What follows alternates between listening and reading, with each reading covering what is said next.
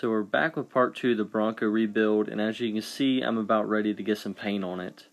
I didn't bother showing any of the body work since watching me sand paint is as boring as it gets. I used some of the scrap red paint that we had left over to cover my primer spots and get it all in the red family. Once that paint had flashed, I had put 3 coats of the red single stage enamel, which is the factory red color that the Bronco had came. This certainly isn't my best paint job nor the exact proper way to do it, but it still works well. I'll have to sand and buff everything once it's cured out, but I'll wait to do that till the Bronco is completely put together.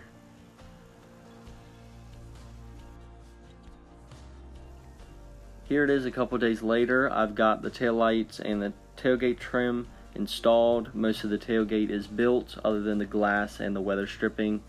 I'm still waiting to order that.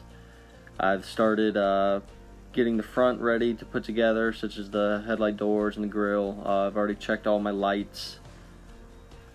I spent a whole evening undercoating and painting the chassis and the undercarriage of the Bronco. For the frame and the suspension parts, I'd used Pour 15, which is a great rust prohibitor. And for the wheel wells and rear floor area here, I did a simple bed liner kit. These are very inexpensive and easy to use. Just requires an activator. Needs to be shooken up very well. There's 2 different bed liner kits I've used before in the past. There's the Raptor bed liner kit, which works really well, and there's also the Smart, which I've recently used.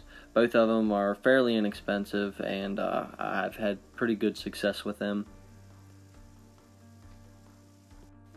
Now onto the headlight doors. No surprise I'm doing the painted front end and mirrors, since I personally think that's the best look on these trucks. I'm reassembling them with all new headlights and hardware I'd got online. I'd got 1 new headlight door trim and the rest I sourced from the junkyard. After it's all reassembled, I do a once over on it and double check all my gaps are correct with the hood, the grill, the headlight doors, and the cowl panel.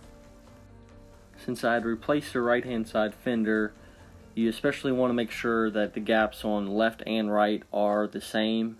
That way this thing looks exactly how it rolled off on the showroom. Headlights Depot is cheaper aftermarket headlights I had ordered. You can see here's the carpet and everything. It's still pretty decent shape. I might have to clean it another time to try to get all those stains out before I can install it.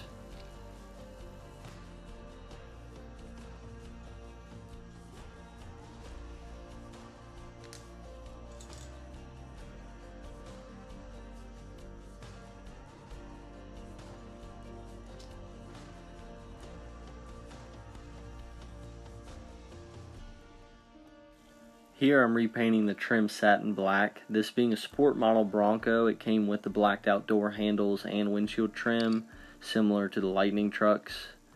Making sure all these little details are done is what makes a night and day difference in fixing up really any old vehicle.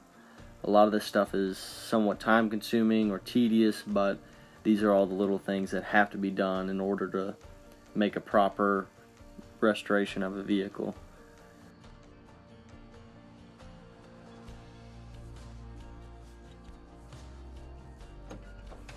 With the door handles in and the new pins and bushings I had installed before paint, both doors are opening and shutting like new again.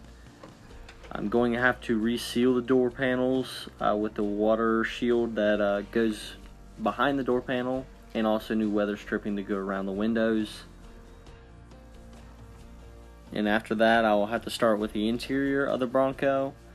I'll have to refurbish the 1 armrest on the seat is still left, install the carpet, which I might have to clean again, and probably end up repainting some of the interior trim panels as well.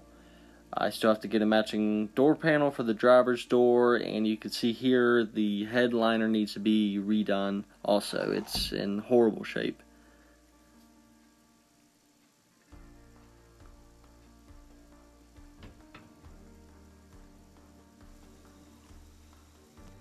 Here's the wheels and tires I'm hoping will fit under here. You might recognize these wheels. They're off my red flare side truck, and I had swapped them out a couple years ago. They still have pretty good tread left on them. I've got a leveling kit for the front end to hopefully pick it up about 1.5 inches, maybe 2 inches, and these tires should clear no problem. I believe they're a 285, 75, 16, similar to a 33, I think.